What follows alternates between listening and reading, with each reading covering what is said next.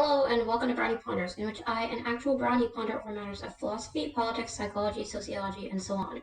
We're steadily headed toward the Second American Civil War, but before you head to the comments to label me a fearmonger, hear me out. I've got facts to back this one up. Let's not pretend we haven't all noticed a tangible and significant uptick in chaos, civil unrest, crime, politicization, and inflation, among other things. If you were to take a quick peek into the year's history book, you would realize that these elements constitute the perfect recipe for civil war, and I highly suspect that this war is coming sooner than you think. Let's really break this down, but before we get started, I will reiterate that all points expressed over the course of this video are a product of my personal opinions, perspectives, and perceptions. Don't treat it as fact because it isn't, although in this case, there's a good amount of fact mixed in.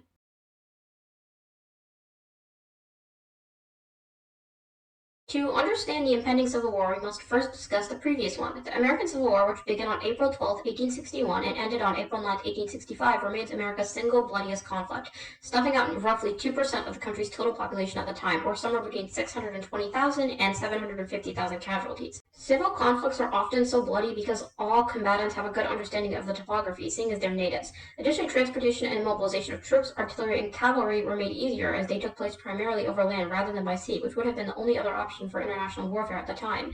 The Civil War took place for one reason chiefly, and it's not slavery like we've been taught. It broke out because of political polarization. Polarization, in a political sense, takes place in a state when conflicting ideologies grow increasingly concentrated, extreme, and segregated, leading to an eventual release of pressure, typically in the form of conflict.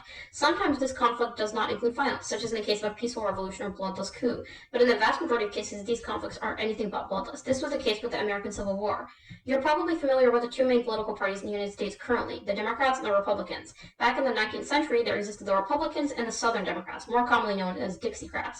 The Dixiecrats stood for Jacksonian democracy, which was a political philosophy characterized by staunch conservatism, granting suffrage to most white men over 21 and supporting slavery, among other things. Republicans, conversely, were highly progressive for the time, supporting abolition and its larger support of internal improvement through a government-imposed protective tariff. The tension between these two political parties grew until finally, in the spring of 1861, civil war broke out in the United States for the first time since its birth.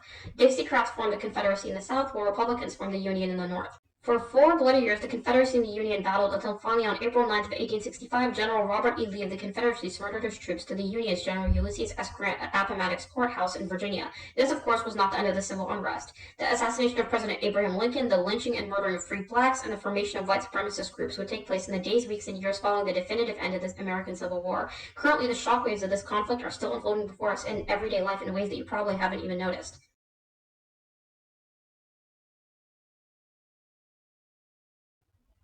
Conflicts don't typically end in a decisive conclusion. They flare up and cool down, exploding at certain points in what we define as war. And these wars are powered by the fumes of old grudges, disagreements, ideological differences, jealousy, greed, offense, and so on. Take the Second World War, for example. World War II was fueled significantly by the fumes of the First World War. World War I caused massive depressions in Germany, Italy, the Soviet Union, and many other European countries.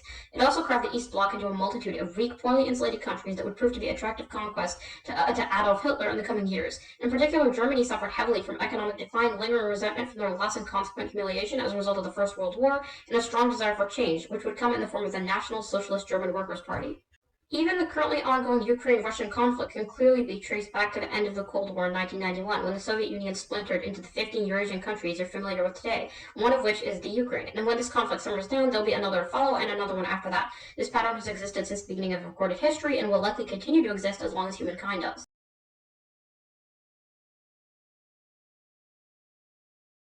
A common pattern observable in most civil wars is a growing divide between some variation of a conservative and a liberal political party. This is reasonable considering these parties exist on opposite ends of the ideological scale.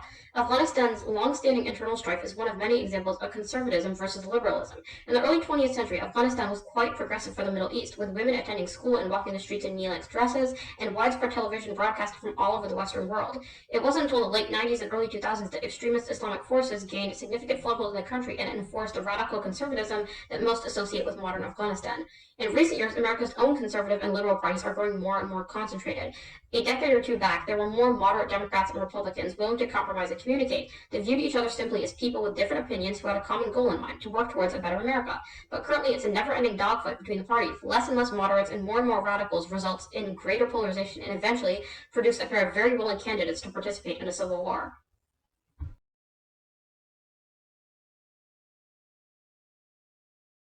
Crime has been on the rise since the 80s, but in particular, there's been a rise in politically and ideologically driven crimes. Take the May 14, 2022 Buffalo, New York mass shooting perpetrated by 18-year-old Peyton Gendron that left 10 black individuals dead and 3 others injured, one of these individuals black and the remaining 2 white. Gendron reportedly wrote a manifesto, quote, describing himself as an ethno-nationalist supporting white supremacy and motivated to commit political violence. He voiced support for the far-right Great Replacement conspiracy theory in the context of a white genocide. The attack has been described as an act of domestic terrorism, and the incident is being investigated as motivated by racism, end unquote. There are many other crimes that follow a similar pattern of ideological motivation, the most infamous of which is probably the January 6, 2021 attack on the Capitol, preceded by the decisive loss of former President Donald Trump in the 2020 election. This attack was quite obviously politically motivated, and certainly falls in the category of a crime considering the extensive acts of violence and property damage that were perpetrated, as well as the 5 casualties as a result of the attack. And during the summer of 2020, following the death of George Floyd in police custody, there were a series of controversial protests and civil unrest against police brutality that took place across the United States. While many of these protests were peaceful, a number of them escalated to riots, looting, millions of dollars in property damage, arson, and street skirmishes. While many of these crimes may have been perpetrated by individuals using chaos and civil unrest as an opportunity to commit atrocities, they were invariably some driven by a more radical political ideology.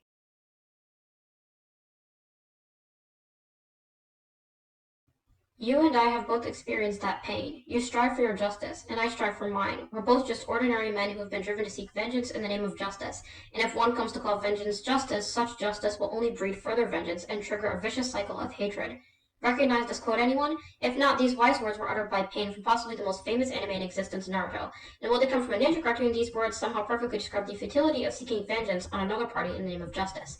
The cycle of pain is terribly hard to escape, because humans are near incapable of forgiveness, especially when concerning a collective offense upon one's people. And that's totally normal. We should just sit back and let discrimination and genocide do its thing. But I've found that in recent years, the prevention of discrimination has bled into just another justified form of discrimination. I read an article a little while back about a college professor at SUNY Binghamton, who in her syllabus informed her students that she would be calling on non-white co-eds first. She wrote that if you are a white male or someone privileged by the racial and gender structures of our society to have your voice easily voiced and heard, we will often ask you to hold off on your questions or comments to give others priority, and we'll come back to you a bit later or at another time. Think about that very carefully. Is that not racism? Racism is, by technical definition, prejudice, discrimination, or antagonism directed against a person or people on the basis of their membership in a particular racial or ethnic group. Therefore, this was a blatant act of racism, notwithstanding the fact that both the perpetrator and the victims were white Americans. What I suppose I'm trying to say is it not counterproductive to demand restitution from someone for something their great-great-great-grandfather did to your great-great-great-grandfather? I'm not saying we should erase the atrocities of the past or glorify the wrongs of our predecessors, but should we blame ourselves for their wrongdoings? There will always be some indirect and convoluted offense that has been committed unto you and subsequently that you have committed unto someone else. You wouldn't want to be required to pay restitution for those convoluted offenses, so don't hold others to the same standard. Let's focus on righting our own immediate personal wrongs rather than focusing on a hereditary list of offenses towards a hereditary list of victims.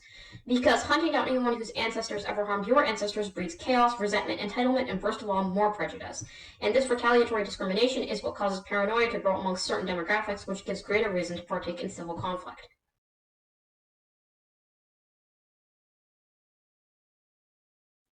Humans don't like change, and this is particularly true when change is instigated unwillingly and not to the benefit of the human in question. This is understandable considering nobody wants their life to be hard if they can help it. Building upon the points made in the previous segment, retaliatory discrimination is becoming a very real concern. Firstly, because of the morally dubious implications of reverse discrimination, and because of the paranoia it invariably festers. Why do you think the Ku Klux Klan came into existence following the Civil War? Because a class of old-school white supremacists were simultaneously terrified and enraged that what they considered to be the proper way of life would be undermined by the progressive majority. And honestly, they were right. Not that their way of life was morally superior, but that their ideology was being undermined by progressivism. The same is happening again in modern years. Certain groups of unpopular political and ideological affiliation feel as if they no longer have a civilized seat at the table, and these terrified individuals exist on both ends of the political spectrum. They're paranoid that their voices no longer bear any weight, and political correctness is proving their point.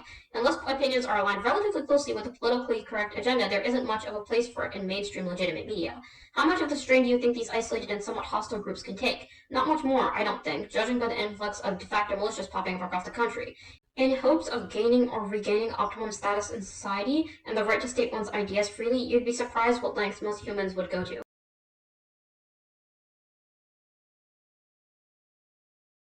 Humans don't kill other humans, they kill objects. Thus, to kill a human, one must convince themselves that the entity they're killing is a mere object. This is why so many soldiers have such difficulty with post-traumatic stress disorder, because sometimes they remember that they killed humans and not objects. Surprisingly enough, most humans are relatively good, at least temporarily, at dehumanizing. We actually do it on a fairly regular basis, by calling serial killers monsters, by forgetting there are two sides to your best friend's breakup story, by calling middle-aged women with standards Karens. We do all of this by reducing someone to an unpleasant action they performed, by erasing all context and underlying information beyond the moment that we witness them act poorly, by characterizing a person solely by an undesirable trait. Political polarization on the brink of eruption produces a severe form of dehumanization and intolerance.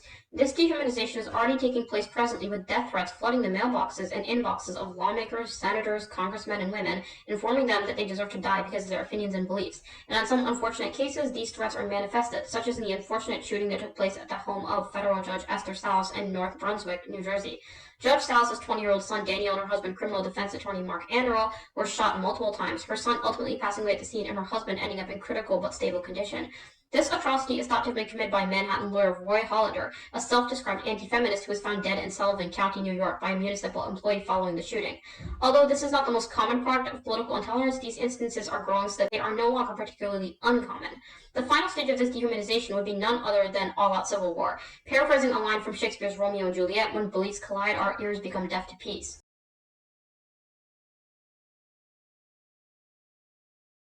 It seems as if the segments pertaining to violence within this video are never-ending. Naturally, considering wars consist primarily of violence. Let's talk about mob justice. America seems to love mob justice. It seems like every couple of hours a new article pops up detailing some sort of crime committed in the name of justice.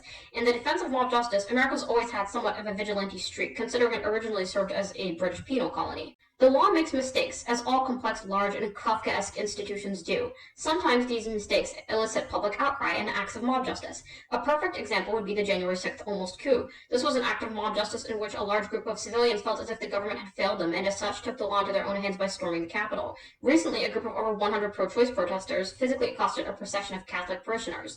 The protesters pushed parishioners to the ground and had to be physically pushed back by officers whom the protesters called racists and wife-beaters. The problem with mob justice isn't so much the message behind the actions, but rather the aggressive actions that are perpetrated. You could open fire on a crowd in the name of animal rights, but that doesn't make your violent actions and utter disregard for human life morally sound. There's nothing particularly wrong with disagreeing with the law's decision. The point of a democratic government is that the average citizen is allowed to contribute their opinions and criticisms to the betterment and refinement of society, but there are appropriate ways to go about this. Mob justice hardly achieves legitimate results and often triggers equivalently barbaric retaliation. Civil war is essentially born from mob justice, citizens frustrated with the state of affairs and willing to risk their lives in the name of reformation.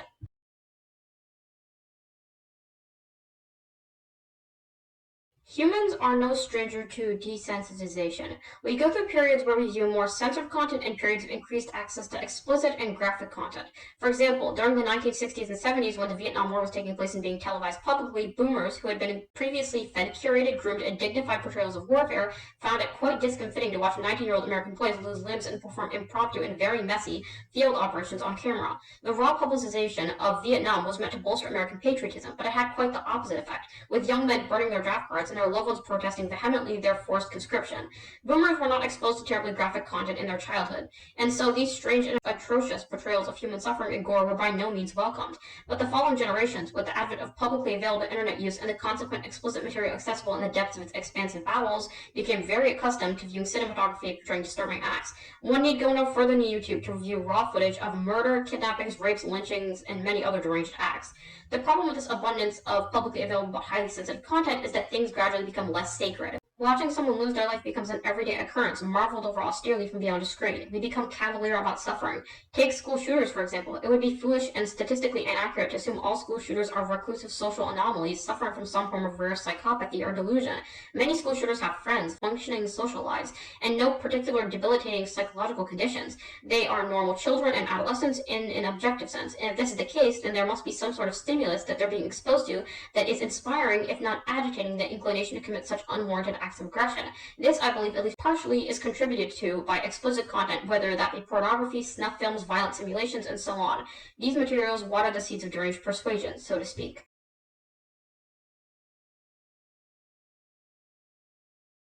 Our economy is going to pot. You probably already know that if you own a car and need food to stay alive or are paying rent. Well, I'm here to inform you that it's going to get much, much, much, much worse than this. The economy. Central to all aspects of life, it can make or break a nation. The American economy has had its ups and downs, and that's completely normal. As recently as the early 2000s, we experienced a recession that put significant strain on the real estate and automobile industries, and former President Barack Obama did a wonderful job revitalizing the economy. But what we're approaching is beyond anything anyone alive has experienced, unless they happen to have existed during the Great Depression. Americans highly value the state of the economy. In fact, earlier this month, the results of a poll identifying financial concerns found that a whopping 93% of Americans were worried about inflation and feared that the economy was headed in a negative direction. And honestly, their concerns are completely reasonable. Major American systems are collapsing. Our healthcare system is reeling from the pandemic, with nurses, doctors, and other precious healthcare workers flooding out of the field in a great resignation in its own right. And an overabundance of patients are flooding in with concerns regarding monkeypox, hepatitis, and meningitis, among many other pathogens. Gas prices are skyrocketing, with globalization threatened by sanctions on Russia, who is among the top 3 oil producers in the world, and supply chains backed up due to inconveniences on every level, from Shanghai's explosive COVID outbreaks to the Ukraine's inability to ship grain out of its Black Sea ports due to active combat. Worse still, America, being a capitalist country, does not have the means for citizens to reliably fall back on. We have no universal healthcare, education, or housing. With these basic needs left unattended, the average citizen has little to no chance of recovering quickly from even a moderate financial blow. This is leading to justifiably crippling economic fears not only in America, but all around the globe. They say money does strange things to people, and one such thing is inspiring revolutionary ideas. The previous Civil War was motivated largely by a gaping disparity in economic philosophy. The South vehemently opposed a government-imposed protective tariff and abolition, while the North vehemently supported it. In times of economic peril, the probability of civil unrest skyrockets accordingly.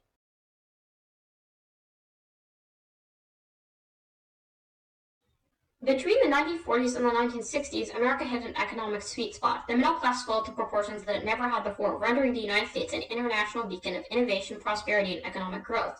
It was during this time that America really experienced a turning point, and with the aid of its continuous victories in major geopolitical conflicts thus far, it was recognized as a world power. Currently, we're living off the sputtering fumes of this glory. Closing the gap between the socioeconomic statuses is an impressive undertaking. Anyone with a decent amount of money will tell you that it takes money to make money. The government has to pour money into its people to get money out of it. It must take care of their basic needs, that they are healthy, educated, housed, and well-fed enough to get up every day and work towards a better tomorrow. And Singapore did just that in the 1960s, when their GDP per capita was a mere $320. By supporting its citizens and providing easily accessible and good quality employment, housing, and healthcare programs, it boosted the GDP per capita to just over $59,797 by 2020. Today, Singapore is renowned for its economic policies, ranking in the top 3 to 5 in most global lists measuring economic prosperity. The American government, however, has an affinity for doing too little too late. And this isn't to say that you shouldn't be grateful for what services and funds they do provide, but in an economic sense, the American government isn't known for its ingenious discretion.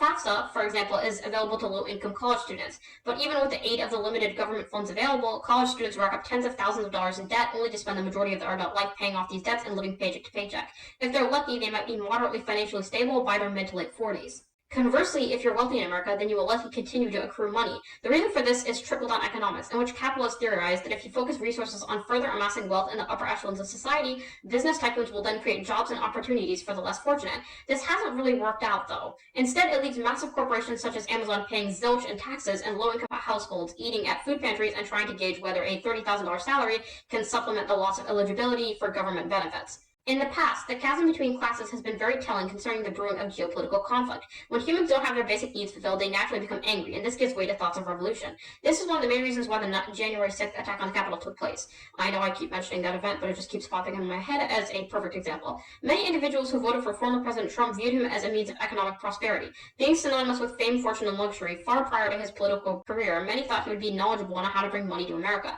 In reality, Trump became the first president since the Great Depression's Herbert Hoover to leave office with fewer jobs in the country than when he entered. But that didn't matter because perceptions trumped reality, pun intended. French revolutionaries shared a similar sentiment in the late 18th century when public disapproval for the monarchy and aristocracy's lavish use of government funds reached awesome proportions. And I highly believe that as inflation worsens and public systems crumble further, revolution will no longer seem like a distant and implausible postulation in America.